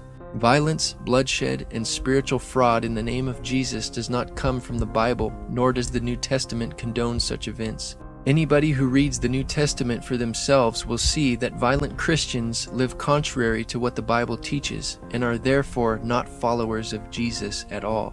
As presented earlier, there are numerous non-biblical historians who speak of Jesus. Thus, it was not the political establishment that sought to historize Jesus. This is not to say that the Bible has not been perverted and taken out of context by the political elite for social control throughout history and even today. In the secret FEMA plan to use pastors as pacifiers in preparation for martial law, this debriefing tells pastors to help implement FEMA and Homeland Security directives. FEMA directors told pastors to preach specific passages to their congregations like Romans 13. The Bible passage often taken out of context by dictators like Hitler to hoodwink Christians into supporting him. While the Bible teaches in Romans 13 and 1 Peter 2 that God has given law enforcement officials of worldly governments the right to enforce penalties of crimes and to go to war against other nations, this is not a Christian duty. The Bible does not teach Christians blind submission to authority, but in many cases to resist the ordained powers in order to obey what God has commanded. If the state's orders are in conflict to Jesus' teachings, including murder, war, idolatry, etc., then resistance to those powers is obedience to God. Zeitgeist's argument is invalid because there are several examples of civil disobedience in the Bible. For example, Daniel chapter 3 documents a few of the Hebrews' unwillingness to compromise the commandments of God in submission to the Babylonian Empire. Exodus chapter 1 speaks of the Hebrew midwives who refused to obey the Egyptian Empire's commands to kill male babies. And Joshua chapter 2 documents the harlot Rahab who housed the Hebrew spies and hid them from the authorities. The book of Acts is full of examples of how the apostles of the early Christian church disobeyed the Jewish authorities in order to preach the gospel. Peter taught to obey God rather than men. Though the Christ myth theory, also known as the Jesus myth, is not original, it is very recent, historically speaking. The antecedents of the theory can be traced directly back to French Enlightenment thinkers Constantin François Volney and Charles François Dupuy in the 1790s. Proponents and authors cited in the Zeitgeist transcript have recently repopularized the theory. The questioning of Jesus' existence is not accepted by mainstream scholarship as stated by Richard Burridge and Graham Gould in their book Jesus Now and Then, page 34. Michael Grant states on page 199 of his book Jesus and Historians' Review of the Gospels that the Jesus myth thesis fails to satisfy modern critical methodology and is rejected by all but a few scholars. Graham N. Stanton writes, "Today, nearly all historians, whether Christians or not, accept that Jesus existed and that the Gospels contain plenty of valuable evidence which has to be weighed and assessed critically. There is general agreement that with the possible exception of Paul, we know far more about Jesus of Nazareth than about any 1st or 2nd century Jewish or pagan religious teacher." James Charlesworth sums it up. "No reputable scholar today questions that a Jew named Jesus, son of Joseph, lived. Most readily admit that we know a considerable amount about his actions and basic teachings." Jonathan Z. Smith, who contributed to the entry Dying and Rising Gods for the Encyclopedia of Religion, said, "The category of dying and rising gods, once a major topic of scholarly investigation, must now be understood to have been largely a misnomer based on imaginative reconstructions and exceedingly late or highly ambiguous texts. The category of dying and rising deities is exceedingly dubious. It has been based largely on Christian interest and tenuous evidence. As such, the category is of more interest to the history of scholarship than to the history of religions." Even liberal scholar Thomas Bosslooper acknowledges, "Contemporary writers invariably use only secondary sources to verify such claims. The scholars whose judgment they accept rarely produced or quoted the primary sources." Yet Zeitgeist and its sources continue to propagate this theory in spite of all the evidence. In part 1 of the film Zeitgeist, nearly 200 sources are cited in the transcript. Yet many of these sources are used more than once, and none of them predate Christianity. For example, D.M. Murdoch, who also goes by the pen name Acharya S., is cited 29 times, and Gerald Massey is cited 30 times. The Bible is cited 22 times, almost always with erroneous conclusions. In fact, when the transcript for this film is examined in further detail, we see that less than 25% of these sources are original. Like the French Enlightenment thinkers, Sir James Frazer, cited 4 times in Zeitgeist, wrote The Golden Bough in 1890 when these mystery religions were still mysteries. It is from his work and others that Gerald Massey and Acharya S. get much of their information. However, Fraser's pioneering work has come under criticism by more recent scholars. When the newly accumulated archaeological and textual evidence is consulted, his ideas are no longer valid. Professor of History at Miami University, Dr. Edwin Yamauchi stated, "On the popular level, Sir James Fraser gathered a mass of parallels in his multi-volume work called The Golden Bough, which was published in 1906. He discussed Osiris of Egypt, Adonis of Syria, Attis of Asia Minor, and Tammuz of Mesopotamia, and concluded that there was a common rising and dying fertility god. Unfortunately, much of his work was based on a misreading of evidence." In 1970, John Allegro, another of Zeitgeist sources, wrote a book entitled The Sacred Mushroom and the Cross. He proposes that the earliest Christians were actually a secret cult group that used hallucinogenic mushrooms and utilized the name Jesus as a code word to avoid letting outsiders know about their secret activities. Allegro was criticized immediately by almost every major historical scholar.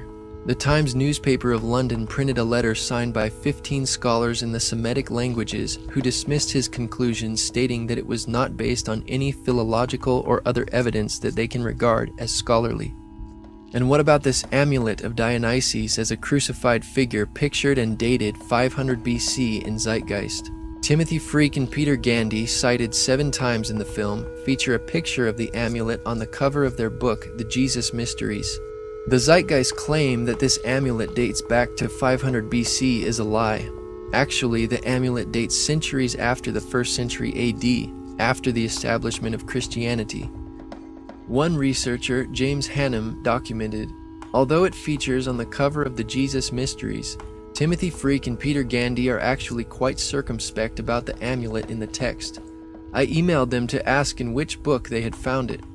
Peter Gandy kindly replied that it was in the 2nd edition of Guthrie's Orpheus and the Greek Religion, as well as R. Eisler's Orpheus the Fisher, first published in 1920. Oddly enough, it isn't in the appendix of either of these books. On my next visit to London, I looked both these books up at the Warburg Institute and found the note in Guthrie's work that the amulet was believed to be a fake. In subsequent email correspondence through an intermediary, Peter Gandy eventually came clean. I will quote in full. "I have to admit that James Hannum is correct. Kern's comment is indeed in Guthrie's book.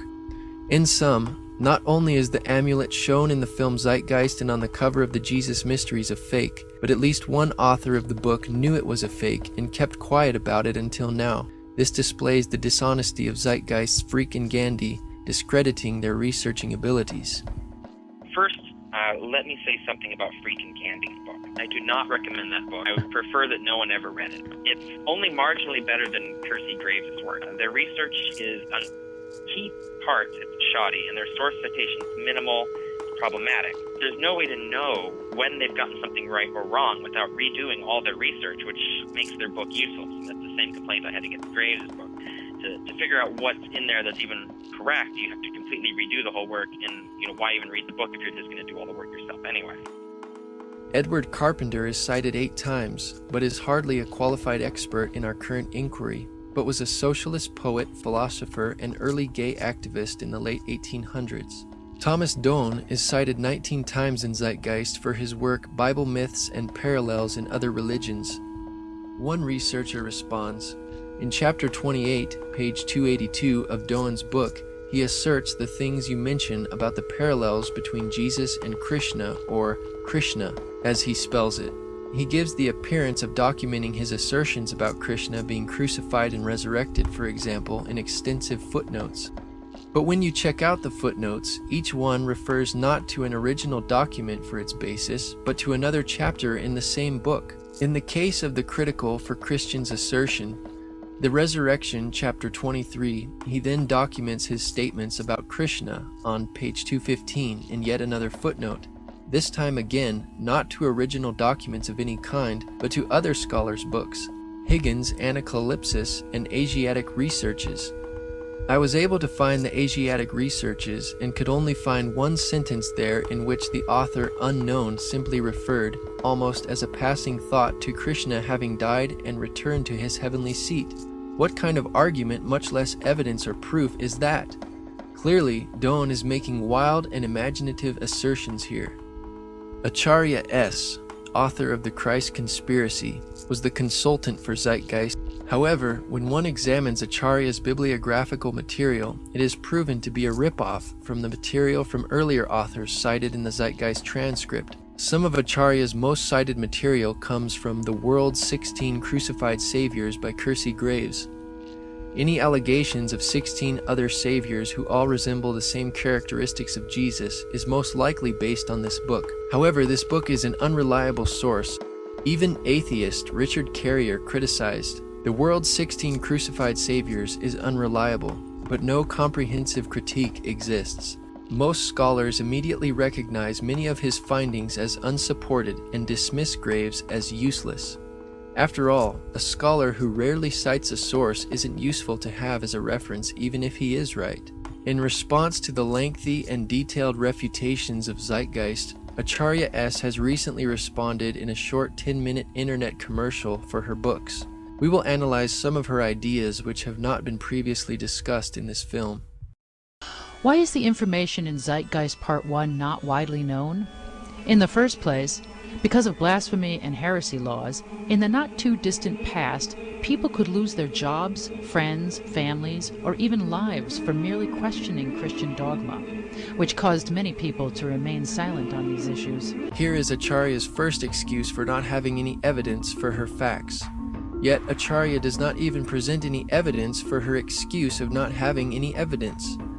The blasphemy and heresy laws to which she refers were imposed by the paganized Roman Catholic Church upon Christians who would not follow the Catholics' perverted religious practices, and the only information that was suppressed by those Catholics was the Bible, because it condemned their actions. Also, much of this information can't be found in English, but it appears in other languages, like Greek, Latin, German, French, Sanskrit, Hebrew, and Egyptian. Unless someone can work in other languages, he or she may never encounter these facts. Now Acharya says the reason you can't validate the things she says is because she got them from other languages. And since we can't understand those languages, she is going to avoid referencing them altogether. Many of these parallels between Christ and other gods and goddesses of the ancient world cannot be found in encyclopedia entries, and these seem to be where most of the debunkers are getting their information from. Now she claims the facts cannot be found in encyclopedias and dictionary entries, yet she cites them. Notice the contradiction here. Acharya is citing the very sources which she claims cannot be used to validate her claims. By her own admission, she is not an expert. And reading encyclopedia entries does not make an expert out of anyone. Within 49 pages, she cites Wallace Budge 47 times, who is also cited 5 times in the Zeitgeist transcript. But the unreliability of Budge's work is even recognized by Acharya in the footnote of her companion's guide. She says, "I am aware of the debate concerning Dr. Budge's work, a controversy that some have suggested represents a form of rivalry not uncommon in the academic world or in the world at large. I personally have found nothing egregious about his discussion of the Egyptian religion in English, although I cannot vouch for everything in his hieroglyphic dictionaries, for instance, which are considered outdated in their system of transliterations, but which nevertheless appear to be sound overall." Scholars in past eras were less specialized, and they did in fact make these connections within comparative religion, as my research demonstrates. In reality, Acharya's research does not demonstrate or validate these connections. Even critical non-Christian scholars have rejected Acharya S.'s research, among whom is Dr. Bob Price, who said, "She is quick to state as bald fact what turns out to be, once one chases down her sources, either wild speculation or complex inference from a chain of complicated data open to many interpretations." One of the most intriguing claims made repeatedly in these books is that among the mythical predecessors of Jesus as a crucified god were the Buddha, the blue-skinned Krishna, and Dionysus. Is there any basis to these claims which Murdoch just drops like a ton of bricks? Again, she does not explain where they come from, much less why no available book on Buddha, Krishna, or Dionysus contains a crucifixion account. When Murdoch speaks of the Christ conspiracy, she means it. She really believes the people got together and cooked up early Christianity like a network sitcom. Some of these parallels between Jesus and the other gods represent mysteries, such that these mysteries were not readily recorded. If these mysteries were not written down, then there is no evidence. But somehow Acharya has made a case, despite the lack of evidence. I incorporate many pre-Christian primary sources, as well as the works of scholars highly credentialed in the appropriate fields. Actually, none of these sources predate Christianity. Either primary sources or the works of highly credentialed scholars. For example, the parallels between Christ and the god Attis, who was brought up in Zeitgeist, are discussed by Dr. Andrew T. Fear, a professor of classics and ancient history at the University of Manchester in England. Even Dr. A.T. Fear, Acharya's source, says that the resurrection of Attis did not appear until the beginning of the 4th century, inspired by Christianity, not vice versa. Attis, too, with his strong emphasis on resurrection, seems to be a latecomer to the cult. The stress on the Hilaria as celebrating the resurrection of Attis also appears to increase at the beginning of the 4th century AD. It is important to remember that here we are discussing a period of centuries, not merely years. They do seem to have been provoked by a need to respond to the challenge of Christianity. Obviously, this is one of Acharya's strongest claims in support of her facts, since it made the cut into her 10-minute commercial, but her own source, Dr. Fear, embarrassingly admits that these similarities between Attis and Jesus were borrowed from Christianity and not the other way around, as she alleges. The idea of the Indian god Krishna's mother being a virgin is not widely known and is therefore said to be wrong. As demonstrated earlier, the Indian literature says just the opposite, that Devaki had 7 children before Krishna was born. The Bhagavad Gita is then shown on the screen, which is misleading because there is no record in the Bhagavad Gita or Mahabharata of a virgin birth for Devaki. We should keep in mind that shouts for primary sources serve to remind us that Christians went on a rampage to censor and obliterate everything outside of their faith. In fact, these censors destroyed a huge amount of the type of evidence that we're discussing here. Again, she makes excuses for not having any evidence or proof for her thesis, and warns us against those who would ask for such evidence. Without any evidence, the Jesus myth and astrotheology concepts are negligible. While it is true that the wise men, magi, or kings are not numbered in the New Testament, their gifts are numbered as 3 at Matthew 2:11, gold, frankincense, and myrrh. The only problem here with her interpretation is that the number of gifts does not determine how many magi there were. For example, in 2 Chronicles 21:3, there were also 3 gifts of silver, gold, and precious things presented to the sons of King Jehoshaphat. Yet there was not 3 contributors, but 1. There could have been numerous magi. The Bible does not specify how many magi there were because it is not an issue like Acharya S. makes it out to be. Since the December 25th birth date and 3 kings are so crucial to her thesis, she is going to try anything she can to make it fit. There is also no early Christian reference to the 3 stars in Orion's belt being known as the Magi, as she also alleges. Next, we will demonstrate how the modern proponents of the Jesus myth theory and sources behind Zeitgeist and Acharya S.'s work are typically advocates of Freemasonry, Theosophy, and the New Age, which are all very similar belief systems whose goal, like that of the Zeitgeist movement, is the elimination of Christianity and a utopian society, or paradise, as presented in the Zeitgeist Addendum film. In one of her online articles entitled The Gospel According to Acharya S., she states, "Perhaps the devil brings peace, and not a sword, to humanity. Considering how many people have been killed in the name of God and not the devil, maybe the world is worshiping the wrong entity." She also writes, "The devil is divine." Also cited in Zeitgeist are Godfrey Higgins, Albert Churchwood, cited 6 times, and Manly P. Hall, cited 5 times, which were all members of the Freemasons' secret society.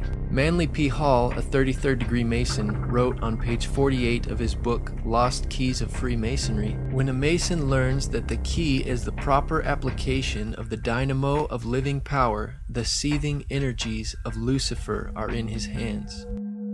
Lucifer is a name frequently given to Satan in Christian belief. The usage as reference to a fallen angel stems from a particular passage in the Bible, Isaiah chapter 14, that speaks of someone who is given the name of day star or morning star as fallen from heaven. In Latin, the word Lucifer is the name for the morning star, the planet Venus in its dawn appearance. Though it seems Acharya S. ignorantly and lightly poses the hypothetical of worshipping the devil and the devil bringing peace to humanity, her sources, such as Manly P. Hall, H. P. Blavatsky, and Albert Pike, are much more bold in their allegiance to the devil, Satan, or Lucifer. They not only believed in the devil, but committed their work to the fallen angel, Satan, and his lies. Another Freemason quoted frequently by Acharya S. in the Christ Conspiracy is Albert Pike, who is considered one of the best interpreters of all Masonic ritual. He held the highest office in Scottish Rite Masonry and rewrote all Scottish Rite rituals, which are practiced today. Pike is best known for his work Morals and Dogma, which is found in the bibliography of Acharya's book. He said, "The Masonic religion should be, by all of us initiates of the high degrees, maintained in the purity of the Luciferian doctrine. If Lucifer were not God, would Adonai, the God of the Christians, and his priests calumniate him? Yes, Lucifer is God, and unfortunately Adonai is also God. The true and pure philosophic religion is the belief in Lucifer, the equal Adonai. But Lucifer, God of light and God of gods, is struggling for humanity against Adonai, the God of darkness and evil." Besides Acharya S., who quotes Gerald Massey in her work, Massey is the main source for Zeitgeist, being cited 30 times in the film. Though Acharya S. relies upon Massey's work to support much of her ideas and conclusions, Massey was not a trained Egyptologist, and his work was never recognized in the field of Egyptology. His ideas, like Acharya's, are fringe theories that lack critical support. Gerald Massey is known for his works such as The Historical and Mythical Christ. He was also a practicing Druid and a Theosophist, who wrote for the Theosophical magazine entitled Lucifer, published by H. P. Blavatsky. H. P. Blavatsky, another source cited by Zeitgeist and Acharya S., was an occultist and mystic. She is the author of The Secret Doctrine and the founder of the Theosophical Society, a blend of Eastern religion, occult speculation, and Gnostic interpretation of Christianity. In the words of J. H. Russell, part of its teachings are, "All life is being fundamentally one with the life of the Supreme Existence." The Pasadena, California office of the Theosophy Society explains, "A primary idea is the essential oneness of all beings. Life is everywhere throughout the cosmos because all originates from the same unknowable divine source." These ideas are repeated in the Zeitgeist movement. The Zeitgeist movement, in fact, is the activist arm of the Venus Project. The solution to the faltering global economy offered by Zeitgeist Addendum is the Venus Project. Venus, also known as the morning star, is also synonymous with Lucifer. In The Secret Doctrine, Blavatsky wrote, "Lucifer is divine and terrestrial light, the Holy Ghost and Satan at one and the same time." She also wrote, "And now it stands proven that Satan, or the red fiery dragon, the Lord of Phosphorus, and Lucifer, or light-bearer, is in us. It is our mind, our Redeemer, our intelligent liberator and savior from pure animalism." Just as Zeitgeist and Acharya S. cite much of their material from H. P. Blavatsky, the Nazi movement was also founded on Theosophy and Blavatsky's writing. Blavatsky's book, The Secret Doctrine, which is cited by Acharya S. in the film Zeitgeist, was known to be an inspiration to Adolf Hitler, specifically towards his ideas about superior and inferior races. In Section 3 of Blavatsky's book, The Key of Theosophy, she wrote of the 3 objects of Theosophy. 1. To form the nucleus of a universal brotherhood of humanity without distinction of race, color, or creed. 2. To promote the study of Aryan and other scriptures of the world's religion and sciences. She also writes, "The Theosophical Society is not then a political organization? Certainly not. It is international in the highest sense in that its members comprise men and women of all races, creeds, and forms of thought, who work together for one object, the improvement of humanity, but as a society it takes absolutely no part in any national or party politics. Notice the similarity in the objects of the Zeitgeist movement, stated by Peter Joseph. The Zeitgeist movement is not a political movement.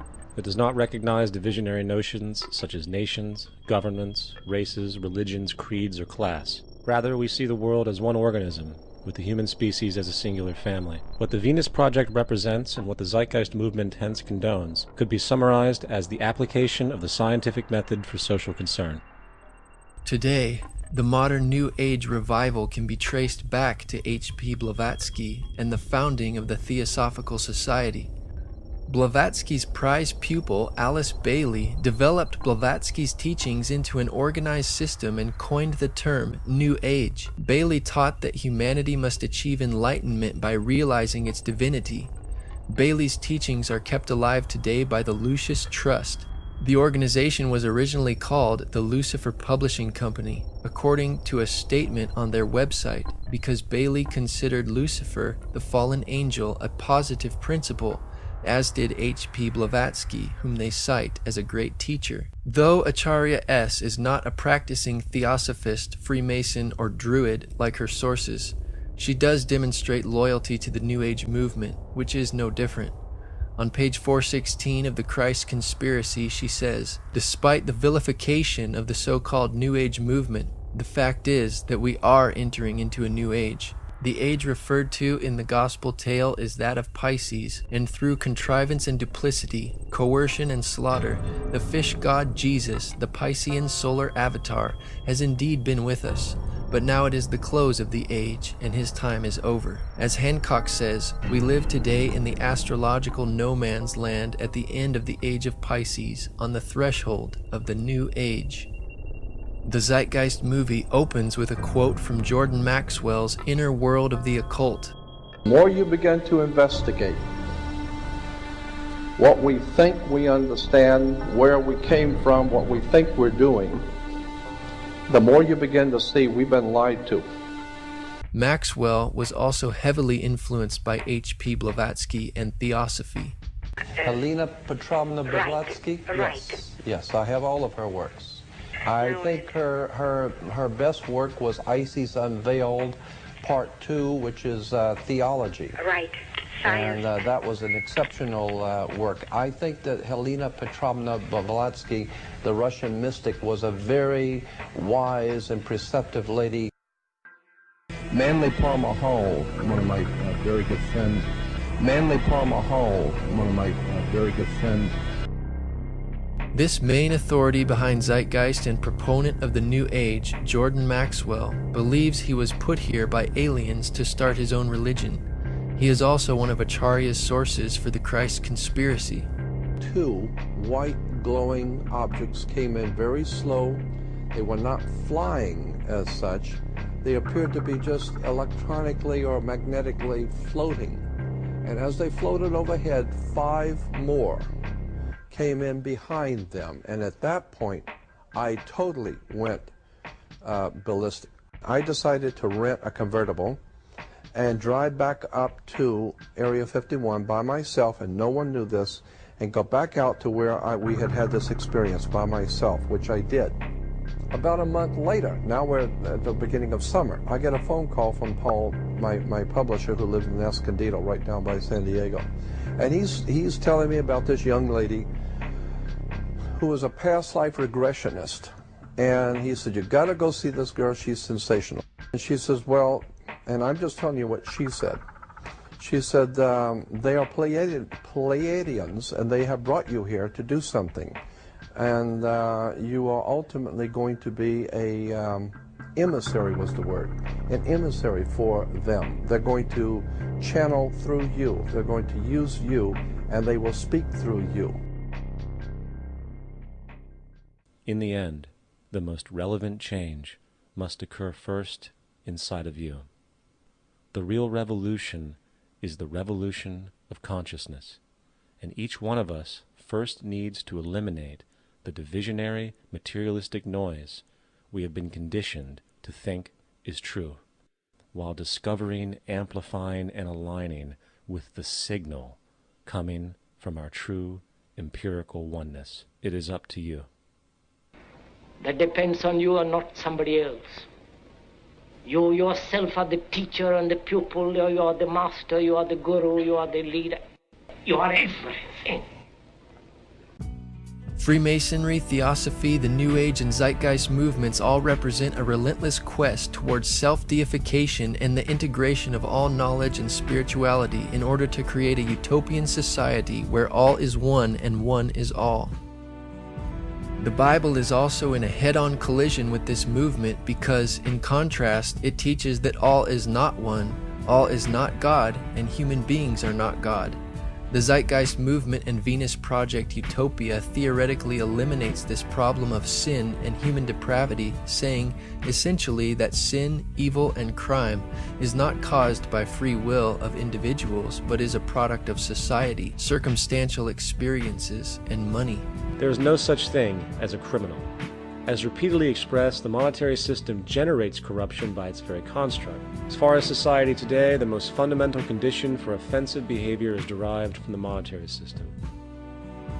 In contrast, the Bible teaches that humanity's crises stem from the evil and sin of humankind. The Zeitgeist movement blames money for offensive behavior, whereas the Bible teaches the love of money is the root of all evil, bringing the cause of sin back to the individual's free will and choice. The doctrines of these movements forever removes any possible fellowship with Christians. The only obvious solution to this problem is the eradication of Christianity, as Acharya S. reveals on page 416 of her book, quoting Zeitgeist source Edward Carpenter. As for Christianity's role in this new age, Carpenter states, Christianity, therefore, as I say, must either now come frankly forward and, acknowledging its parentage from the great order of the past, seek to rehabilitate that and carry mankind one step forward in the path of evolution, or else it must perish. There is no alternative.